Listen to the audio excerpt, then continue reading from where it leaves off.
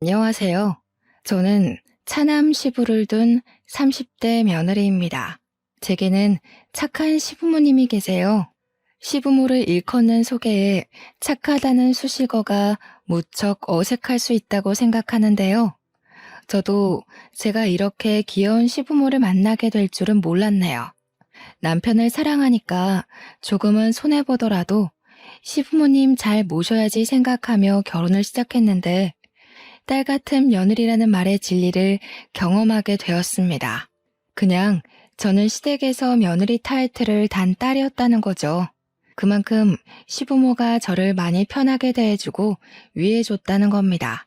그래서 제 결혼 생활에 스트레스가 없었냐고요? 그랬다면 이런 사연 커뮤니티를 찾지 않았겠죠.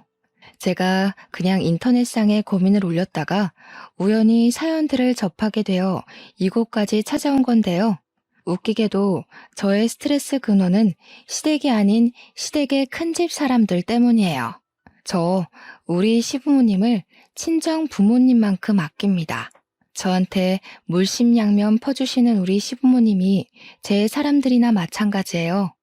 저는 평소 행실이 불량스러운 사람은 아니지만 제 사람 건드리는 인성 못난 인간들을 보면 불꽃이 튀어요. 특히 그게 우리 가족 일이라면 제 마음속 폭주기관차가 정신을 못 차리고 직진만 한답니다. 그래서 제가 본의 아니게 시댁과 큰집 사이에서 방대한 불을 지피고 말았네요. 제가 잘한 짓인지 아닌지는 저도 잘 모르겠습니다. 다만 후회하지는 않아요. 아마 다들 제 입장 들어보시면 이해해 주시지 않을까 싶습니다. 어디 한번 들어보시고 판단해 주시겠어요? 저는 결혼에 대한 생각이 그렇게 없는 나이에 결혼을 원하는 남자를 만나서 시집을 가게 되었습니다. 결혼에 대해 부정적인 인식이 늘어가는 요즘 세상에서 저는 딱히 해도 되고 안 해도 되는 입장이었어요. 그래도 시부모 때문에 고충을 많이 겪는다는 고민들을 보면 안 하는 편이 좀 더 낫지 않나 정도만 생각하는 사람이었죠. 그런 저를 결혼에 대해 긍정적으로 바꾸게 해준 사람이 남편입니다. 남편은 저보다 한 살이 많았는데 또래에 비해서 생각이 점잖고 결혼에 대한 가치관이 고지식하지 않았어요. 실제 허세 부리는 부분도 없었고 너무 과하게 잘해줘서 상대방이 김칫국 마시게 하지도 않았습니다. 그냥 연애하는 내내 쭉 한결같은 사람이었다는 겁니다. 감정 기복 활활 타오르는 제게 남편의 존재는 잔잔한 호수와도 같아서 제 안에 있는 쓸데없는 불길을 조절할 수 있었어요. 게다가 부부가 되려면 은근 중요한 코드인 유머 감각도 저랑 아주 쿵짝이 잘 맞았어요. 처음으로 누군가와 한 지붕 아래 살아야만 한다면 남편이 제 곁에 있었으면 좋겠다고 생각했죠. 그래서 남편이 먼저 해준 프로포즈에 앞뒤 생각 안 하고 기쁘게 받아들였습니다. 청혼을 받고 나니까 남편 집안이 궁금하더라고요. 남편이 간단하게 얘기해 준 적은 있어도 그건 시댁 집안의 형편 정도지 어떤 분위기의 집안인지는 들어보지 못했습니다. 제 질문에 남편은 흔쾌히 집안 얘기를 꺼냈는데요. 남편 얘기만 들었을 땐 시부는 남편과 비슷하면서도 늘 헛소리를 안 하는 분이라 했고, 시모는 점잖은 시부에 비해 조금 애교 있고 웃음 많은 사람이라고 했습니다. 그 말만 들었는데 왜 시부모에게서 저와 남편의 향기가 나는지 모르겠더라고요. 어딘가 모르게 비슷한 결이라고 생각이 되어서 그런가 시부모에 대한 긴장은 크게 하지 않았습니다. 역시나 시부모는 인품이 훌륭하신 분들이었어요. 우선 저를 많이 사랑해줬고 딸이 없는 집이라서 그런지 마치 딸이 생긴 것 같다고 특히 시모가 제게 많이 관심을 줬습니다. 시부모 반응이 이런데 친정에서는 얼마나 고마웠겠어요. 저희 친정 부모님이 저 결혼하고 제가 합가한다는 소식에 한우 세트를 2세트나 보내셨습니다. 그런 시부모님은 또 며느리 잘 뒀다고 저를 더 좋아해 주셨죠. 남편이 시부모님 나쁜 사람 아니라고 말했던 건 틀린 말이었어요. 나쁜 사람 아닌 게 아니라 그냥 세상 착하고 순하고 바른 분들이셨습니다. 특히 시모는 제가 시모를 졸졸 따라다니면서 집안일을 배우려고 해도 가서 TV 보고 앉아있으라고 젊을 때 몸 사려야 한다며 저를 자꾸 주방에 못 오게 하시는 분입니다. 하지만 저는 제가 좋아하는 사람에게 잘해주고 싶은 고집이 장난 아니거든요. 그래서 끝까지 시모 옆을 붙어 다니며 시모와 같이 어울려 노는 걸 즐겼습니다. 시모는 딸 같다 하다가 한 번씩 실수로 딸이라고 부른 적도 있었어요. 그렇게 시모랑 가깝게 지내기를 7개월이 지났을까요? 다음 달 명절을 앞두고 있는 상황에서 시모가 달력 날짜를 보며 몇 번이고 한숨을 쉬더라고요. 웬만하면 어두운 얼굴 안 하시는 분인데 표정이 근심이 가득해 보였습니다. 제가 또 안 물어볼 수 있나요? 시모한테 가서 고민 있으면 저한테 털어놓으라고 했죠. 그때 처음으로 시댁을 괴롭히는 큰 집에 대한 존재를 듣게 되었습니다. 내가 그 집 사람들 만날 생각만 하면 이렇게 일찍부터 가슴이 콱 막히고 심장이 크게 뛰어. 어쩜 그리 못 됐는지 생각만 해도 치가 떨린다니까. 내가 세상 살다 그렇게 못돼 처먹은 사람들은 처음 봤다. 아이고, 또 내가 쉰소리를 해버렸네. 너한테 이럴 게 아닌데 참. 괜찮아요, 어머님. 저는 하늘이 두 쪽 나도 어머님 편이에요. 큰집 식구들이 그렇게 된데미가 없어요? 아버님한테 말씀해 보시지. 어머, 큰일 날 소리. 네 시애비는 그 집에 아주 충성을 한다, 충성을. 그러니 내가 혼자서 이리 소가리만 하고 있지. 아주 장남이 뭐라고 그저 큰형, 형수. 그 집 사람들 말이면 자다가도 벌떡 일어나는 게 네 시아버지야. 내가 어디다 하소연도 못하고 수십 년을 이렇게 살았다. 다른 집도 그랬는지 모르겠는데요. 시모 말로는 저희 시부가 어릴 적 가부장 제도가 좀 심한 곳에서 자란 사람이라고 했습니다. 시부가 어렸을 적인 그 당시는 가부장 제도가 남아 선호 사상이 심했다고는 알고 있었어요. 그런데 시모가 말해주는 시부 집안은 심해도 너무 심하더라고요. 시모가 몰래 해주는 얘기를 듣는데 제가 다 분해서 얼굴이 찌푸려졌습니다. 저희 시부는 집안에서 차남 입장이었어요. 총 5명의 형제 중 둘째하고 했습니다. 공교롭게도 셋째부터는 명이 짧아서 시부가 20살 되기 전에 다 돌아가셨고 장남과 차남 둘만 남은 상황에서 둘의 차별은 더욱 극명하게 드러났다고 합니다. 제 눈에는 정숙하게만 했던 시부의 숨겨진 처지를 시모한테 듣고 알게 되었는데 시대를 그렇게 타고나지만 않았어도 우리 지혜로우신 시부가 그런 분한 취급은 당하지 않았을 겁니다. 들어보니 시부는 시 조부모 집에서 홀대당하는 것에 익숙한 사람이었어요. 시부는 단 한순간도 따뜻한 대접 없이 자란 차남이었는데 일단 밥 먹는 것부터 편애가 바로 드러났더라고요. 시조부랑 장남은 큰 상에다 늘 따뜻한 밥과 빛깔 좋은 반찬들이 차려졌는데 시조모랑 시부 그리고 그의 잡다한 입들은 남은 반찬을 먹거나 따뜻한 밥도 남는 걸로 겨우 얻어먹을 수 있었답니다. 그런데도 시부는 찬밥 좋아한다며 찬밥을 즐겨 먹곤 했다는데 그게 습관이 된 건지 가끔은 독립을 하고 나서도 찬밥을 찾는다고 해요. 여러분은 고깃국인데 고기 없이 풀떼기만 있는 국을 받으면 기분이 어떻겠습니까? 게다가 가족한테 말이에요. 저는 바로 따져 들었을 거예요. 하지만 시부에게 고기 없는 것 정도는 서러운 축에도 안 낀다고 하더군요. 그런데 장남한테는 시조부 시조모가 등골 빠지도록 번 돈으로 유학도 보내주고 교수도 만들어줬더라고요. 그리고 장남이 결혼할 때쯤엔 시조부가 돌아가셨는데 시조부가 남긴 유산으로 신혼집이랑 혼수 가구, 예단비를 잔뜩 해줬다고 합니다. 웃긴 건 시조부 유산이 원래 우리 시부한테도 주라고 돼 있었대요. 그런데 시조모가 마음대로 결정해서 장남한테 다 준 거라고 하더군요. 그런데도 장남인 큰아버님은 자기 권위가 더 중요한 사람이라 시조부 돌아가시고 홀로 남은 시조모를 못 모시겠다며 외면했다네요. 외면을 한 절대적인 이유는 큰아버님 와이프가 고부 갈등 겪기 싫다고 반대하는 바람에 나 몰라라 한 거랍니다. 우리 착한 시부는 요양원 가겠다는 시조모를 결국 내버려두지 못해 본인이 모셨고, 시무랑 같이 한 10년 정도 한 집에 살다가 시조모가 돌아가셨다고 했어요. 큰아버님 만행은 이게 끝이 아닙니다. 시조모가 돌아가시고 나서도 장례 절차를 담당한 건 장남이 아니라 차남인 시부였어요. 큰아버님은 당시 자기 식구들을 데리고 외국에 살고 있어서 못 오는 상황이었다고 해요. 제가 볼 땐 여기까지만 들어도 큰아버님의 장남 자격은 충분히 박탈되었다고 보는데, 아무도 장남이 저렇게 막 나오는 걸 뭐라 하질 않으니 저렇게 컸겠죠. 특히나 시조부모가 너무 장남을 아꼈던지라 장남이 이기적으로 나오는 것에 대해선 별로 개의치 않았나 봐요.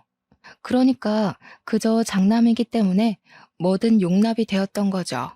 그래서 시조모 유산도 역시나 큰아버님 앞으로만 되어 있었대요. 시조부모님은 죽는 그날까지 장남 이름만 부르다가 돌아가셨다고 합니다. 정작 뒤치다꺼리 다 해준 사람은 차남이었는데 말이에요. 착한 시모는 그때 처음으로 사람 묘자리 앞에다가 침을 뱉었다고 했습니다. 생고생하면서 한 지붕 아래서 죽어라 모신 건 시부모인데, 유산은 장례식 때 코빼기도 안 비친 큰아버님 댁으로 가버렸으니 서운하고 분해서 그랬겠죠. 마땅한 행동이라고 생각합니다. 저 같아도 화났을 거고 아예 묘자리도 안 찾아갔을 거예요. 아니, 어떻게 직장에서 받아도 서러운 차별을 가족이 가족한테 그럴 수가 있는 겁니까? 대체 장남이 뭐라고요? 우리 시부도 시조부모 피를 받은 똑같은 아들 입장 아닌가요? 시모 얘기만 들어도 화딱지 나는 상황에서 저는 한 번도 보지도 못한 시조부모가 얄밉기까지 했습니다. 제사도 원래 큰 집에서 하는 거라고 들었는데 장남은 한 번도 시조부모 제사를 챙긴 적도 없고 찾아온 적도 없다네요. 우리 시댁에서 시조부모 제사를 담당하고 있었어요. 그 얘기를 들은 후로 저는 시조부모 제사를 챙기고 싶지가 않았습니다. 그래도 시부모가 챙기는 제사니까 따르긴 했는데요. 대신 절을 하면서도 제사상을 차리면서도 저는 속으로 시조부모를 엄청 원망하고 흉봤어요. 제가 시모한테 억울했겠다고 어떻게 그 고생을 다 참고 살았냐고 위로의 말을 조심스레 건넸는데 시모는 그냥 살다 보니 사라지더라네요. 그 시대는 대부분 그랬다고, 자기뿐만 아니라 다른 며느리들도 대개 같은 소가리를 했을 거라면서 씁쓸하게 웃을 뿐이었어요. 이건 시대적 배경이라 어쩔 수 없이 이해를 해야 된다고 하는데 저는 이해하고 말고보다는 일단 그런 차별 대우 자체에 화가 났어요. 주원자식도 아니고 어떻게 친자식한테 그럴 수가 있는지 모르겠습니다. 솔직히 말하면 이해 하나도 안 했어요. 시모한테는 죄송하지만 속으로는 내내 딴 생각하면서 시조부모만 비난했습니다. 그렇다고 시부 집안에서 치켜 세웠다는 장남이 그리 대단한 사람도 아니었거든요. 대접받을 만큼 뭐라도 집안의 보탬이 된 사람이면 시조부모의 행실을 어떻게든 납득해봤을 텐데, 시모가 말하는 큰아버님은 듣기만 해도 이기적이고 자기밖에 모르는 사람이었습니다. 제가 이걸 시집 온 지 얼마 안 되고 들었을 땐 그저 시부 처지가 안쓰러웠어요. 그래서 착한 시부에게 더 잘해드리고 싶었고 시부의 경고는 귀 기울여 듣고 고치려고 했습니다. 그러나 큰 집을 처음 만나고부터는 시부의 경고를 지키려는 게 제 마음대로 안 되더군요. 큰아버님은 차례도 안 지내면서 자기가 큰 집인 걸 내세우며 명절에 인사는 오라고 하는 웃긴 집안입니다. 도대체 어느 나라 법인지 모르겠네요. 근데 시부는 그걸 또 군말 없이 꼬박꼬박 가고 있다고 했어요. 그래서 저도 결혼하고 처음으로 그 집을 방문하게 되었는데요. 저는 큰 집에 발을 들이자마자 황당한 상황을 겪었습니다. 우리가 먼 길을 달려왔는데도 밖으로 내다보는 식구가 하나도 없었다는 거예요. 솔직히 그때 큰 집에 아무도 없는 줄 알았어요. 하지만 그건 조금만 더 안으로 들어가면 바로 확인 사살되는 일이었는데요. 큰아버님은 TV를 보고 있었고 큰어머님은 주방에서 음식 재료를 다듬고 있었어요. 무려 2시간이나 걸리는 거리를 차까지 막혀서 4시간 만에 도착했는데도 반기는 사람이 없었습니다. 자주 왕래하는 사이도 아닌데 적어도 오는 길 고생 많았다고 한마디는 해줘야 되는 거 아닙니까? 그런데 우리가 모습을 드러내자마자 큰 집사람들이 하는 첫 마디가 뭔 줄 아시나요? 해 떨어지고 올 작정이었냐? 이 형수가 혼자서 저 많은 거 다 다듬느라 허리가 두 쪽 났다. 오늘 같은 날은 당연히 차 막히는 거 몰라? 생각이 있으면 일찍 나섰어야지. 저게 큰아버님이 시부한테 처음 던진 말입니다. 어디 큰아버님만으로 끝이게요? 큰어머님도 뒤처질세라 주방에 들어간 시모한테 쓴소리를 뱉었어요. 아이고 참나. 손님 나셨다 나셨어. 오다가 어디 고랑이라도 빠져 죽은 줄 알았네. 더 늦었으면 짜증나서 그냥 돌아가라 할 뻔했어. 물 한 모금도 못 먹고 일만 했더니 입이 바싹 말라 죽겠다. 말할 기운도 없네. 내가 손질은 다 했으니까 수월할 거야. 6시까진 끝내라. 인상 팍 쓰면서 우리 시모한테 앞치마를 툭 던져주고 주방을 나가는 큰어머님을 보는데 와, 인사하기 싫더라고요. 그래서 큰어머님이 주방 빠져나오며 저랑 눈이 마주쳤는데 제가 그냥 쌩까버렸습니다. 큰어머님 시선이 계속 저를 따라오는 게 느껴졌지만 무시하고 우리 시모 따라 주방에 쏙 들어가 버렸어요. 이렇듯 직접 본 큰집 사람들 행실은 말로만 들은 것보다 훨씬 더 저를 화나게 했어요. 우리 시부모를 종부리듯 당연하게 행동을 하는데 제가 아끼는 분들을 그렇게 대하는 인간들한테 화가 안 날 수 있나요? 우리 착한 시모도 뒤에서는 큰집 식구 욕을 마구 했지만 정작 큰어머님 앞에서는 아무것도 못하고 깨갱하는 수준이더라고요. 그게 너무 마음이 아팠어요. 그간 어떻게 지내왔는지가 보였거든요. 큰 집에 있는 며느리들은 맞벌이 한다고 원래부터 명절의 음식 자체를 못하는 사람들이라고 했는데요. 그래서 저희 집을 명절보다 하루 일찍 불러서 이렇게 부려먹으셨대요. 무슨 이유건 간에 이건 좀 아니지 않나 싶어 남편한테 물으면 남편도 좀 보기 불편하긴 한데 너무 어릴 때부터 이렇게 해왔던 거라 자기가 어떻게 할 수가 없었대요. 한 번은 사춘기 때 큰아버님께 대들어봤는데 되레 시부모한테 혼이 났다고 합니다. 우리 시부모가 얼마나 마음 좋은 사람들인데 남의 손에 굴려지는 걸 보니 눈앞에서 보니까 제 속이 부글부글 열오르기 시작했어요. 분명 시부모도 말만 안 하고 있을 뿐 참고 있을 거라고 생각합니다. 하지만 남편도 어쩌지 못하는 걸 제가 뭐라고 감히 시가 친척에 간섭을 할 수 있겠습니까? 그래도 초면인 큰집 어른들한테 네네 하며 굽신거리고 싶지는 않았어요.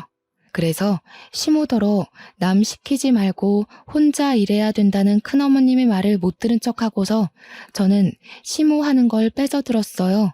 시모를 적극 도우는 방향으로 제 분을 풀려고 노력했습니다. 시모가 작은 목소리로 괜찮다고 저기 거실에 가서 그릇만 좀 닦아달라고 하더라고요. 명절일에서 그나마 그릇 닦는 게 가장 쉽고 별로 힘 안 가는 일이라는 거 명절 챙겨본 사람은 다 알 겁니다. 시모는 최대한 자기가 힘들고 어려운 걸 자처하겠다는 뜻으로 저를 보내려고 했어요. 그러나 그럴수록 저는 더 고집 부려서 시모 몫을 빼앗았습니다. 제가 그래도 요리에 솜씨가 좀 있는 사람이라서 누구한테 물어볼 필요도 없거든요. 그래서 제가 오히려 시모를 쉬운 쪽으로 보내려고 했어요. 저랑 시모가 그렇게 꽁냥대면서 같이 일을 하고 있으니까 큰어머님이 슬쩍 오는 기척이 느껴지더라고요. 우리 주위를 얼쩡거리면서 우리 하는 얘기를 엿들으려고 기웃댔어요. 그러다 저희의 화기애애한 모습이 못마땅했는지 갑자기 시모한테 양파 깠냐고 마늘 빻고 고사리나 빨리빨리 볶으라며 성질을 부리더군요. 그러니 시모가 저랑 떠들다 말고 후다닥 다른 일을 하러 갔습니다. 시모가 떠나고 큰 어머님만 제 반경에 남아 있었는데 저는 끝까지 큰 어머님 안 돌아보면서 바로 표정 굳혔어요. 그냥 제 할 일만 했죠. 그러니까 큰어머님이 제가 마치 자기 며느리라도 되는 것 마냥 저한테 이래라 저래라 시키려고 하더라고요. 처음엔 무시했습니다. 그랬더니 이봐요, 이봐 하면서 나중에는 저를 툭툭 치는 거 아니겠습니까? 말본새부터 초면에 쉽게 터치하는 것까지 딱 봐도 불량스럽기 그지없는 할망구였어요. 내 말이 안 들리나? 그거 지금 할 필요 없다고. 저기 가서 전 부칠 펜 좀 달거라. 주방일 안 해봤니? 일머리가 있는 편은 아닌가 보구나. 애가 빠릿빠릿하지 못하네. 죄송해요. 저는 저희 어머님 며느리라서요. 다른 사람 말은 귀등으로만 들어요. 큰어머님이야말로 할 일도 없이 돌아다니지만 마시고 손 좀 보태세요. 그럼 더 빨리 끝나지 않겠어요? 저도 일머리 없다지만 큰어머님도 그렇게 썩... 저는 싱긋 눈웃음 치면서 차분한 톤으로 고개만 까딱 인사했습니다. 그리곤 또 큰어머님 말을 무시하며 제 할 일만 했어요. 그런데 저 때문에 시모도 놀라고 큰어머님도 충격 먹어서 순간 정적이 흐른 거 있죠. 그러거나 말거나 저는 하고 있던 시금치 나무를 조금 떼서 시모한테 조르륵 달려갔고 눈치 없는 사람처럼 간 좀 봐달라고 애교만 부렸습니다. 우리 귀여운 시모 당황해서 얼떨결에 간을 봐주더라고요. 그러면서 큰어머님 눈치는 계속 봤고요. 좀 싱겁죠? 아, 어머님 솜씨 따라가려면 더 배워야겠어요. 어머님은 어쩜 그렇게 요리를 잘하세요? 제가 진짜 100점짜리 시어머니를 뒀네요. 큰어머님은 우리 모습이 기가 찼는지 그 뒤로 주방을 박차고 나가서 들어오질 않았습니다. 주방이 보이는 방향으로 거실에 앉아 저랑 시모를 노려보고만 있더군요. 저는 제멋대로 행동한 거라 시모가 한 소리 할 줄 알았는데 다행히 시모는 아무 언급도 안 하셨어요. 그냥 저한테 더 살갑게만 대할 뿐이었습니다. 그리고 제가 남편에게 부탁해 거실에 놓인 그릇 좀 닦아달라 했어요. 며느리 부탁이면 하늘의 별도 따줄 것처럼 귀한 대우 주는 시부까지 제 말에 그릇 닦는 걸 도왔습니다. 그런데 큰어머님 산을 넘었더니 이번에는 주야장천 TV만 보던 큰아버님이 문제였어요. 그새를 못 참고 시부한테 나불거리는 거 아니겠습니까? 야야 형기야, 물기 있는 걸로 닦았으면 마른 수건으로도 닦아야지. 거참 몇십 년째 명절을 챙기는데 아직도 초짜 짓을 하냐. 너는 어쩜 예나 지금이나 발전이 없냐. 큰아버님은 말마다 혀를 차는 습관이 있더라고요. 그것 때문에 사람을 더 무시하는 본새가 심하게 느껴졌고 저는 순간적으로 우라가 치밀었습니다. 아, 진심으로 짜증나대요. 제가 이렇게 속에 열이 많은 사람인지 여태 모르고 살았어요. 저는 부쳐놓은 고추전을 바구니를 들고서 베란다에 건조를 시켜야겠다고 룰루랄라 거실을 가로질렀습니다. 그러고는 바닥에 양말이 미끄러진 척 들고 있던 바구니를 날려 큰아버님 머리통에 쏟아버렸어요. 그러자 큰아버님은 소리 꽥 질렀고 큰어머님은 난리 나서 큰아버님의 원형 탈모 머리를 손으로 닦고 문질렀습니다. 어머나, 죄송해요, 큰아버님. 바닥이 왜 이렇게 미끄럽지? 아, 여기 바닥에 기름기가 있네. 큰어머님 청소 안 하셨구나. 평소에 좀 제대로 해놓으시지.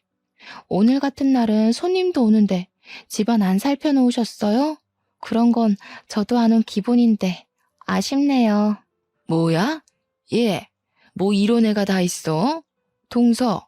동서 당장 이리 안 튀어와?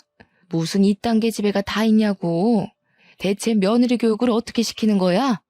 시모는 큰어머님 앞으로 조르륵 와서 죄송하다고 머리를 조아렸습니다. 그럼에도 며느리가 실수했다든지 며느리가 잘 몰라서 그랬다든지 제 잘못이라는 건 언급하지 않았어요. 그냥 형식상 상황을 크게 안 만들려고 사과하는 뉘앙스처럼 들렸습니다. 큰어머님은 그런 시모의 사과를 듣기 싫다고 호통치면서 큰아버님 머리통 식힐 수건을 빨아오라고 시켰고 시모는 급하게 욕실로 뛰어갔죠. 남편이랑 시부가 나서서 쏟아진 전을 치우는데도 우리 식구들 중 제 탓을 하는 사람은 아무도 없었습니다. 그저 묵묵히 큰아버님, 큰어머님 불호령을 듣고만 있었어요. 우리 식구 전부가 다들 행동 싸 보이지 않게 무게를 유지하고 있었는데요. 유독 저만이 유난을 부렸어요. 제 생각에도 제가 좀 설쳐댔던 것 같습니다. 그 말은 즉 시모한테 찬수건 심부름 시킨 큰어머님이 또 마음에 안 들더라는 겁니다. 그래서 그걸 또 가만두지 못하고 일을 저질러 버렸어요. 큰어머님, 큰일 날 소리세요. 언제 찬수건 빨아서 큰아버님 머리 식히려고요? 그 사이에 큰아버님 머리 다 화상 입겠어요. 빠릿빠릿하게 움직이셔야지. 그리곤 저는 시부가 그릇 닦느라고 젖은 수건 더럽혀 놓은 걸 주워서 큰아버님 머리에 찰싹 붙였습니다. 평소 결벽증 있다는 큰아버님은 냄새나는 행주 공격에 충격받아서 그대로 얼어붙었고 큰어머님이 대신 악소리를 지르며 저를 밀쳐냈어요. 시모가 찬 수건을 가져왔을 때는 이미 큰어머님이 저더러 당장 이 집에서 꺼지라고 호통치고 있는 중이었어요. 저는 큰어머님 목청에 놀라고 겁먹은 척 눈물을 보였고 귀를 틀어막으며 큰어머님한테 부탁했어요. 큰어머님, 화통 삶아먹은 줄 알겠어요. 제가 어릴 때 교통사고 때문에 큰 소리에 트라우마가 있어서요. 제발 목소리 좀 낮춰주세요. 당장 끌어내라. 무슨 저런 년이 다 있나 몰라? 어디 어른한테 버르장머리 없이 이래라 저래라야? 빨리 꺼지지 못해?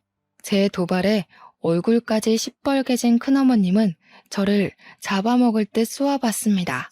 저는 겁먹은 척 얼빠져 있는 남편과 시부, 시모를 데리고 그만 가보겠다고 급하게 인사드렸어요. 물론 죄송하단 말은 해줬습니다. 시부의 가족이라니까 일말의 예의라고 봐주시면 되겠어요. 어쨌든 저도 제가 왜 큰 집에서 그런 소동을 벌였는지 모르겠어요. 풍비박산 수준으로 망쳐버린 첫 명절. 제가 제 분을 참지 못해 시부모 허락 없이 큰 집을 뒤집어버린 거 아니겠습니까? 집에 귀가하고 나니까 그제야 시부모님 눈치가 보이더라고요. 그래서 별다른 변명 않고 입 싹 닫고서 집에 들어가자마자 무릎을 꿇었습니다. 시부모께 죄송하다고 용서를 빌었어요.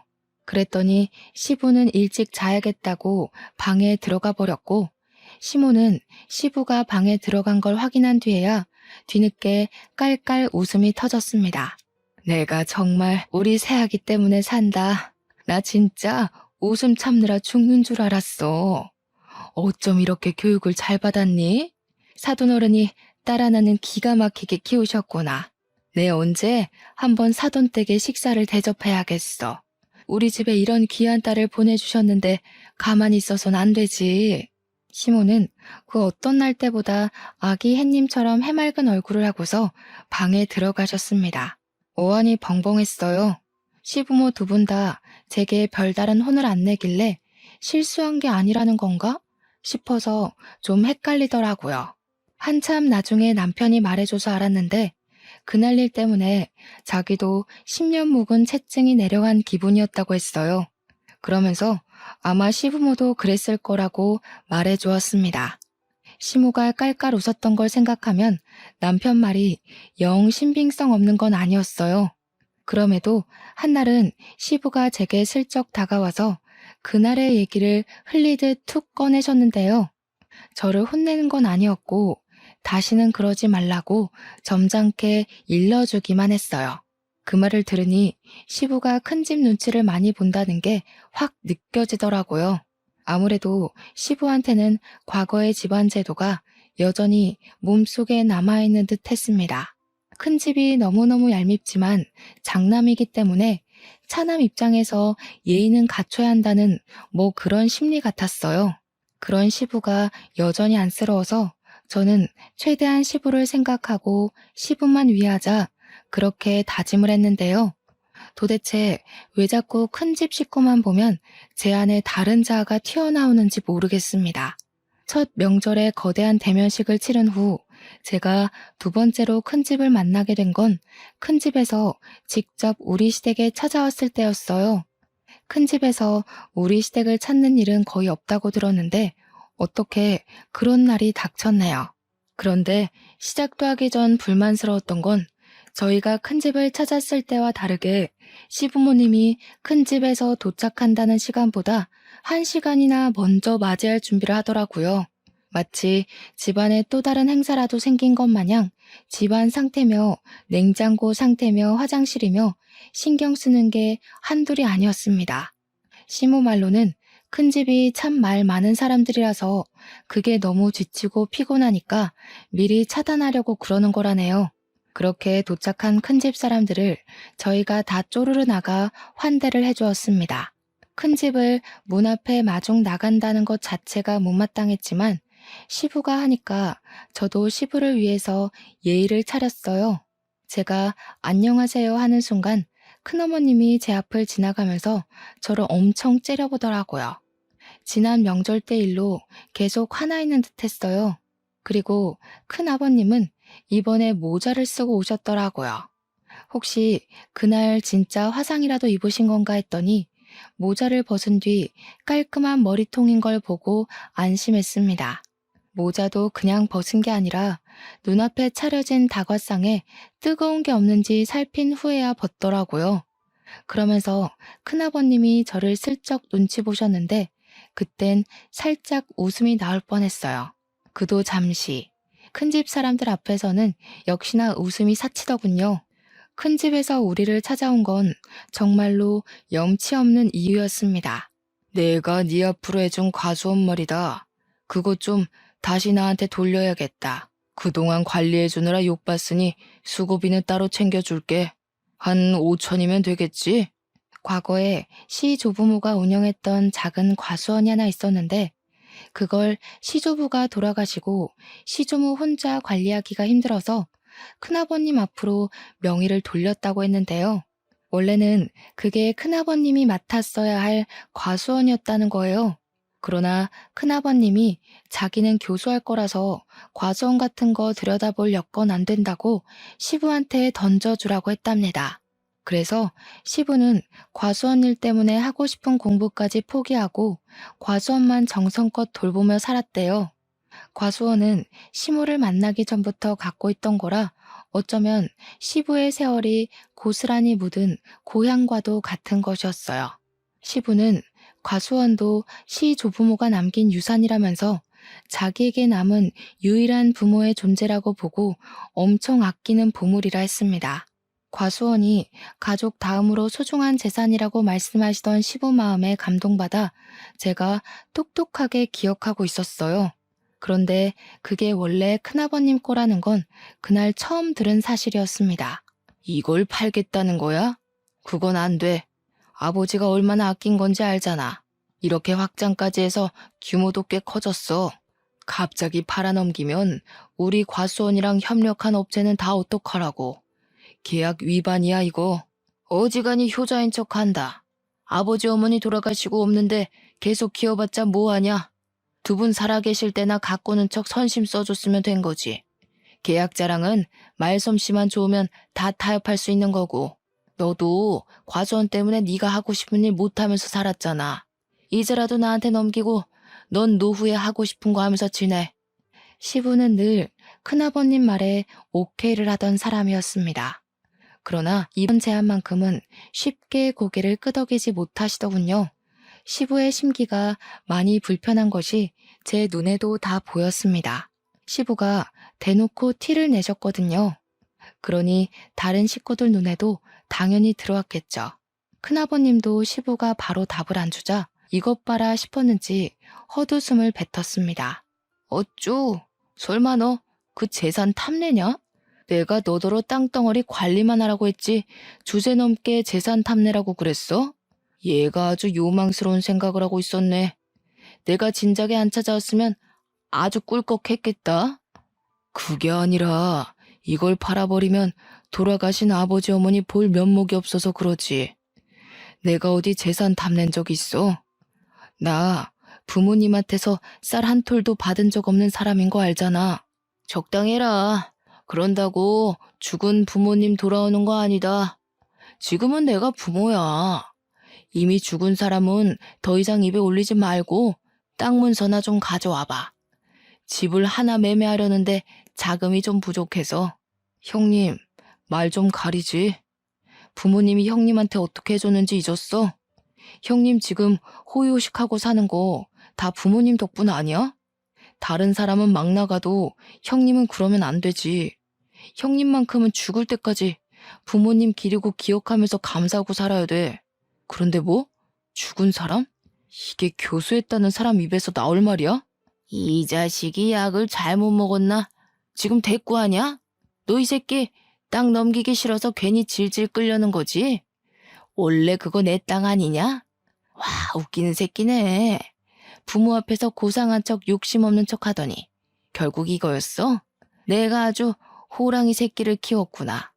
어른들의 신경전은 한낱 젊은 사람들의 신경전과 차원이 달랐습니다. 쌍욕이 없는 가벼운 듯한 대화이면서도 눈빛이 주고받은 기운 때문에 분위기 무게가 정말 삼엄했어요. 매일 큰아버님한테 져주던 시부가 처음으로 의지를 굽히지 않자 두 분의 팽팽한 기싸움은 더 무섭고 길게 이어졌습니다. 그 상황에 큰어머님은 재산 문제는 남자들끼리 얘기해야 된다고 시모를 데리고 자리를 떴어요. 당연히 저도 우리 시모를 따라 나섰고요. 그런데 알고 보니 큰어머님은 자리를 피해준 게 아니라 시모한테 겁박 주려고 방에 끌고 온 거더군요. 괜히 법정 싸움으로 치닫지 말자 동서. 우리 아들들 돈 많은 집 며느리한테 장가간 거 알지? 첫째 며느리가 법조인이야. 괜히 서로 피보면서 영 끊는 짓 하지 말고 쉽게 쉽게 가자고. 제가 뭐 마음대로 결정할 수 있는 일인가요? 남자들 결정에 따르는 거지. 듣자 하니까 남편은 별로 안 남기고 싶어 하는 것 같은데 저는 남편 말 따를 겁니다. 저한테 이러시는 거 아무짝에 소용없어요. 말기 못 알아먹네. 그래서 지금 버티겠다는 거야? 우리 며느리한테 전화해. 아무리 명의가 너희 쪽으로 돼 있다고 해도 우리 며느리가 법조인인 이상 너희들 손해야. 팔은 안으로 굽는 법이거든. 나 세 번째까지는 곱게 안 묻는다. 땅 문서 어딨어? 난 그런 거 모른다니까요. 그런 중요한 것들은 남편이 다 관리하지 난 아무것도 손 안 대요.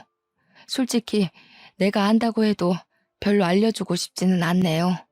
저희 집에 뭐 하나 신경 써준 적도 없잖아요.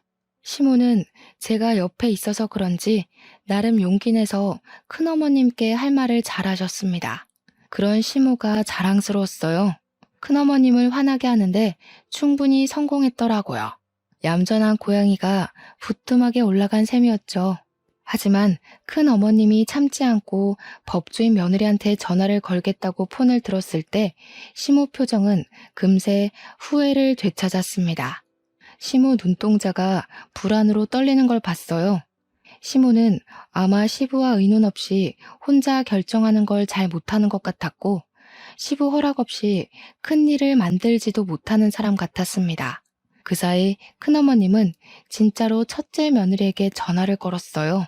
그런데 신호음이 가기도 전에 곧바로 전화가 꺼졌습니다. 큰어머님이 당황해서 다시 전화를 걸었는데 또 안 받았어요. 큰집 사람들을 보면 의외로 웃긴 포인트가 좀 있어요. 전화 튕기는 걸 보는데 큰어머님의 당혹스러운 표정이 너무 재밌어서 순간 웃음이 터질 뻔했지 뭡니까. 그러면서 큰어머님이 애써 변명을 가미했는데요. 우리 며느리가 지금 재판 있나 보네. 바쁜가 봐. 하면서 태연한 척을 하는데 얼마나 우습던지. 심지어 더 웃긴 상황은 따로 있었습니다. 큰어머님이 자기네 며느리들은 바빠서 한가하게 집에만 있는 저랑은 다르다는 식으로 비꼬고 있을 때였어요. 전화를 튕겼던 첫째 며느리한테서 다시 전화가 걸려온 겁니다. 그러자 큰어머님 표정이 승기라도 잡은 것 마냥 들뜨더라고요. 바로 시모 얼굴 앞에다가 당당하게 자기 폰을 들이밀면서 자랑을 했습니다. 좀 봐라 얘. 아무리 바빠도 얘들이 이렇게 예의가 바르다. 다시 전화 주잖니. 이 애들은 우리를 아주 하늘로 모셔. 누구처럼 감히 며느리가 시애미한테 시시덕거리면서 까불지 않는단 말이다. 며느리에도 다 급이 있는 거야. 동서는 어쩜 며느리 보는 눈까지 없었대? 큰어머님은 저랑 시모를 쌍으로 엿먹여주고서 뿌듯하게 전화를 받았는데요. 받자마자 수화기 너머로 첫째 며느리의 성난 목소리가 쨍쨍 울렸습니다. 먼저 전화하지 말라고 했는데 왜 자꾸 전화하냐고. 약속 어기면 당장 이혼해버릴 거라는 협박의 톤이 묻어 있었어요. 큰어머님이 늙어서 귀가 안 좋으니까 음량을 크게 해놨는데 덕분에 우리한테도 다 들렸던 거죠. 차라리 전화 안 받을 때가 덜 쪽팔렸겠어요.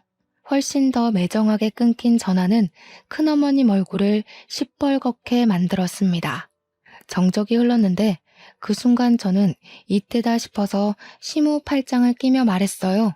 참, 어머님, 제가 아버님한테는 말씀드렸는데 어머님한테는 기회가 안 돼서 말 못했는데요. 저희 큰아빠가 얼마 전에 판사 퇴직하셨거든요. 인맥이 엄청 넓으셔서 우리 큰아빠 이름 대면 후배들이 다 안 돼요. 근데 큰아빠가 절 엄청 아껴요. 제가 시집갈 때 아빠 말고 큰아빠가 울었거든요. 잠깐만 기다려보세요. 저도 오랜만에 전화 좀 해봐야겠네요. 거기서 시모는 역시 계속 얼떨떨하게 저를 바라봤고 큰어머님만 어리둥절했어요. 큰어머님이 진짜로 자기 며느리한테 전화를 걸었던 것처럼 저도 거짓말 않고 진짜로 큰아빠한테 전화를 했거든요. 역시 우리 큰아빠. 컬러링 들리기도 전에 받더라고요. 큰아빠 집에는 아들밖에 없어서 시부모가 저를 예뻐해주는 것처럼 큰아빠도 제게 딸 그렇게 불러줍니다. 큰아빠, 오랜만에 전화해서 이런 말부터 하는 거 미안해. 우리 아버님이 아버님 명의로 된 가수원을 갖고 있는데 그걸 자꾸 무단으로 달라고 협박하는 사람이 있어서 아무래도 우리가 소송해야 될 것 같아. 큰아빠가 손 써줄 수 있죠? 당연하지. 누구 부탁인데. 그런데 누가 남의 명의로 된 땅을 욕심부린다니? 내가 제일 싫어하는 부류가 딱 그런 빈대떡 같은 사람들인데. 아, 우리 시댁의 큰 집. 참, 우리 큰어머님 며느리가 법조인이래. 큰어머님, 며느님은 어디 소속이세요? 저희 큰아빠한테 한번 물어보려고요. 너무 약을 올려버렸는지 제 말에 깜짝 놀란 큰어머님은 그제야 사색이 되며 제 폰을 빼앗으려고 했습니다. 저는 큰아빠한테 다시 전화하겠다고 하고 그대로 끊어버렸죠. 그러고는 제가 악력을 쓰려는 큰어머님의 손길을 탁 쳐내버렸어요. 제발 고집 좀 부리지 마시고 분수에 넘치는 짓 하지 마시고 자식들 발목 잡는 짓도 하지 마시고. 예? 자랑스러운 장남을 이혼남 만들면 안 되잖아요. 둘째, 셋째 아들까지 있다고 했었나? 자식들 평생 법적 문제에서 불이익받게 해줘요? 너 이거 협박죄다. 어디서 어른한테 따박따박 말대답이야? 사람 사들여서 연기하는 거지? 내가 속을 줄 알고? 그건 끝까지 가보면 알겠죠. 궁금하면 사이좋게 법정 싸움 해보던가요. 그보다 며느리들이 하늘로 모신다고 했죠. 하늘은 무슨 시궁창 대접 안 받는 걸로 감사해야겠던데요. 괜히 일 버렸다가 자식들이랑 며느리한테 버림받지 마시고 지금이라도 정신 좀 차리세요. 이제는 우리 시모가 아니라 큰어머님이 누나를 불안하게 굴리셨어요. 그러면서도 대꾸는 못해서 바보같이 어버버거리기만 하더라고요. 이후 저희에게 그 어떤 잘난 체도 못하고서 쌩 방을 나가버렸습니다. 얼마나 당황했으면 나가다 문턱에 발가락을 찧었는데도 절뚝거리며 뛰쳐나가버릴까요? 시모를 모시고 그 뒤를 따라 나갔더니 거실에선 큰아버님이 시부 멱살을 잡고 있는 장면이 기다리고 있었어요. 시모가 깜짝 놀라서 시부한테 달려가려 했는데 그럴 필요가 없을 것 같아 제가 시모를 붙잡았습니다. 곧 큰어머님이 알아서 큰아버님과 시부를 갈라놓더니 큰아버님 옷을 챙기고 모자를 챙기고 난리가 났더라고요. 큰아버님이 왜 이러냐고 미쳤냐고 하는데도 큰어머님은 큰아버님 등짝만 패면서 그냥 빨리 나가자고만 재촉했어요. 아무래도 나가면 제 큰아빠가 판사였던 얘기를 알아서 잘 전달할 것 같았습니다. 이젠 자기네들이 불리하다는 걸 알았겠죠. 이미 땅덩어리가 시부 이름으로 되어 있는데 법으로 덤빈다 한들 무슨 소용 있다고 두둑한 배짱을 갖고 덤볐는지 모르겠네요.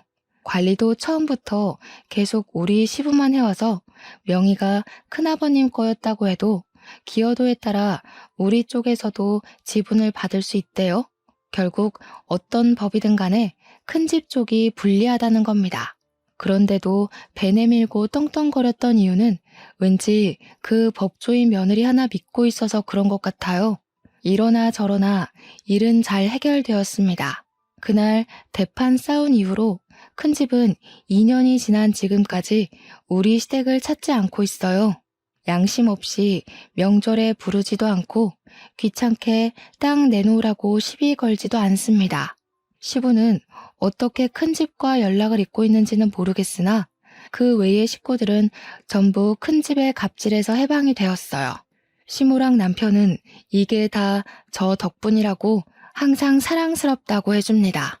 밥상에 매일 맛있는 것도 올라와요. 다소 철딱선이 없었을 수 있을 저를 예쁘게 봐준 시부모 덕분에 저는 현재도 아주 행복한 결혼 생활을 보내고 있습니다. 사실 딸을 임신한 지도 8개월이나 됐어요. 그렇잖아도 저를 복덩이 대우해주던 시댁에서 임신까지 해버리니 아주 왕비만큼이나 후한 대접을 받고 있네요. 지금이 너무 행복해서 이 꿈에서 영영 깨고 싶지가 않아요. 제 인생이 이렇게 쭉 순탄하길 속으로 항상 바라고 있습니다. 다들 저만큼 행복하시고 저보다 더한 행운 받으셨으면 해요. 들어주셔서 감사합니다.